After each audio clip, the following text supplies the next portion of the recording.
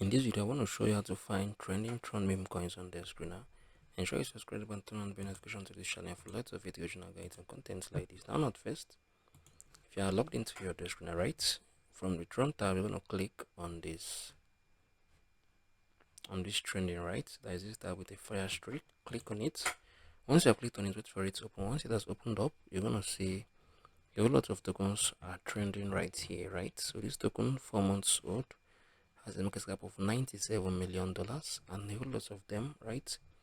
So if I move this to 1 hour ago, I'll know if I can see any meme coin is trending, right? So I don't think there's any at the moment.